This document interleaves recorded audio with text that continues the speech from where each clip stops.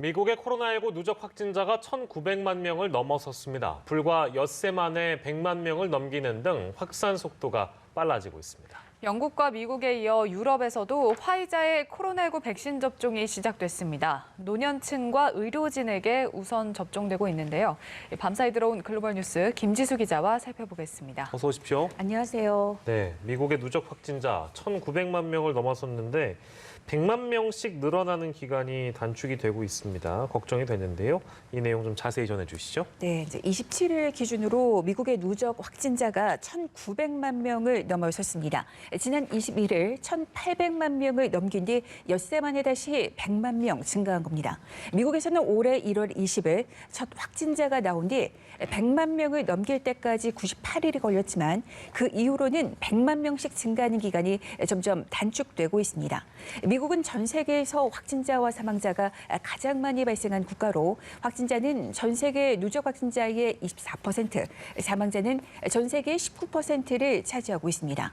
미국에서는 또 이달 들어 코로나19로 숨진 사람이 가장 많이 나왔습니다. CNN은 이달 들어 26일까지 코로나19로 사망자가 6만 3천여 명에 달하며 한 달 사망자로는 대유행 이후 최대였다고 보도했습니다. 이 같은 수치는 가을철 대유행이 본격화한 11월 전체 사망자의 1.7배에 달하는 겁니다. 코로나19로 인한 입원 환자도 26일 기준 11만 7천여 명이었습니다. 대유행 시작 후 5번째로 가장 많은 수치였습니다. 일각에서는 백신 접종으로 대유행의 끝이 시야에 들어왔다는 안도의 목소리도 나오고 있지만 전문가들은 아직 최악의 상황이 닥치지 않았다고 경고했습니다. 집에 머물라는 당국의 경고에도 불구하고 크리스마스를 전후해 여행객이 급증했고 곧 새해 연휴도 앞두고 있어 가족 친지 모임이 늘며 코로나19 확산을 부채질할 것이라는 우려가 일고 있기 때문입니다. 앤서니 파우치 미 국립 알레르기 감염병 연구소장은 크리스마스 연휴와 새해 이후 또다시 코로나19 급증을 보게 될 것이라고 경고했습니다. 파우치 소장은 트럼프 대통령의 코로나19 백신 접종 여부와 관련해서 트럼프 대통령의 결정에 달린 것이라면서도 접종을 권했습니다. 파우치 소장은 변이 바이러스에 대해서는 우려를 표명하면서도 이 때문에 사람들이 더 아프게 될 것 같지는 않다고 심각성에 큰 무게를 두지는 않았습니다. 네, 그리고 또 일부에서는 이 백신 부작용에 대한 우려도 적지 않은데요. 미 당국이 보통 사람들보다 면역력이 좀 떨어지는 기저질환자도 백신을 맞을 수 있다 이렇게 밝혔다고요. 네, 이제 미 질병통제예방센터 CDC는 기저질환자들에 대해서도 백신에 대한 심각한 알레르기 반응이 이전에 없었다면 승인된 코로나19 백신을 맞을 수 있다고 밝혔습니다. CDC는 다른 질병이나 약물로 인해 면역 체계가 약해진 사람도 백신을 맞을 수 있다면서 다만 효과에 대해 활용 가능한 안전성 자료가 제한돼 있음을 인지해야 한다고 말했습니다. 또 이전에 안면 신경마비를 겪은 이들도 접종이 가능하다고 언급했습니다. 안면 신경마비는 임상시험 단계에서 일부에게서 나타났지만 이 같은 발생 현상은 일반적으로 예상되는 비율 범위 안에 있었다고 CDC는 설명했습니다. 네, 해외 백신 접종 상황을 좀 보면 영국과 미국에 이어서 이번에는 유럽에서 백신 접종이 본격적으로 시작됐다는 소식이 있네요. 네, 유럽연합 EU 회원국에 거주하는 이제 4억 5천만 명을 대상으로 하는 백신 접종이 시작이 됐습니다. 유럽에서 상황이 가장 심각한 국가 중 하나인 독일에서는 27일 전국 각지의 백신 접종 기동팀이 양로원과 요양시설을 방문해 접종을 시작했습니다. 프랑스에서도 요양시설 거주자를 중심으로 접종이 이루어졌습니다.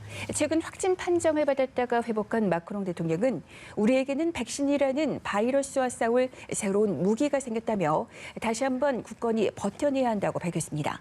이탈리아 로마에서는 의료진이 첫 백신을 접종받았습니다. 접종은 스팔란차니 감염병 종합병원 의료진들로부터 시작됐는데 이 병원은 이탈리아에서 처음으로 확진 판정을 받은 60대 중국인 부부를 낫게 한 병원이기도 합니다.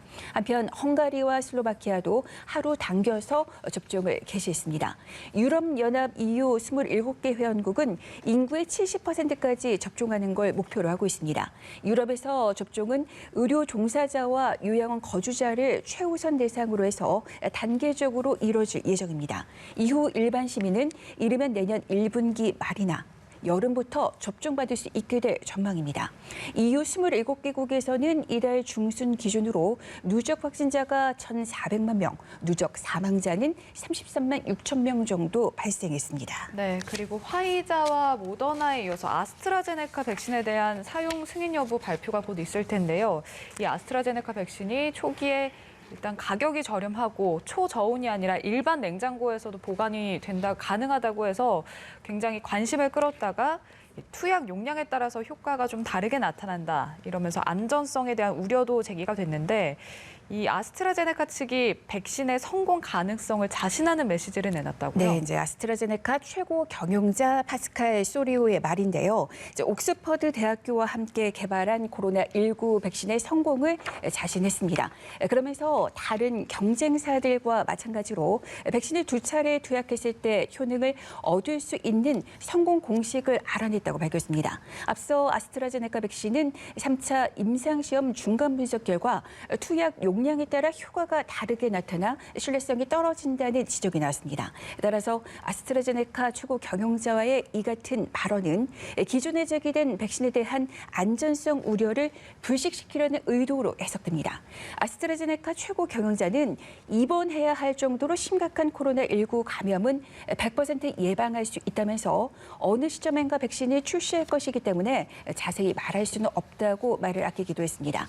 그는 또 새로운 버전의 백신을 연구하고 있다고 전했습니다. 이 같은 언급은 남아프리카 공화국 등에서 등장한 변이 코로나19에 대한 준비 과정으로 해석되고 있습니다. 아스트라제네카는 지난 21일 영국 의약품 규제 당국에 코로나19 백신의 긴급 사용 승인을 신청했습니다.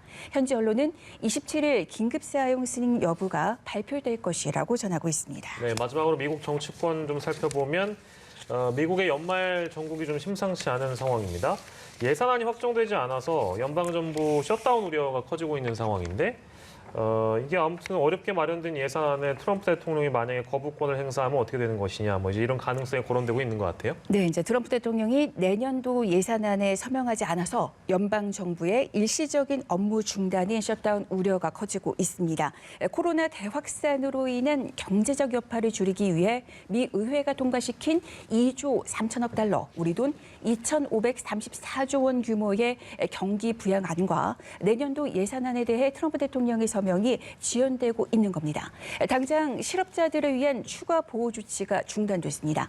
미국 정부가 실업자를 돕기 위해 마련한 사회 안전망은 통상적 실업급여 외에 임시 노동자, 자영업자 등을 위한 지원 프로그램과 주 정부의 자금 부족 시 연방 정부가 추가 보조하는 제도 이렇게 두 가지인데 시간 만료에 임박했습니다. 미 의회는 두 가지 지원책을 11주간 연장하는 법안을 마련했지만 법안 서명 지연으로 제대로 실행되지 못하고 있는 상황에 직면한 겁니다. 의회는 이와 별도로 모든 실업자에게 기존 실업수당에다 내년 3월 중순까지 추가로 주당 $300씩 주는 내용을 포함했지만 이 역시 불투명한 상황입니다. 현재 28일까지 연방정부 운영에 필요한 임시 예산만 확보된 상황이어서 이남을 넘기면 연방 자금이 고갈돼서 부분적인 셧다운이 불가피합니다.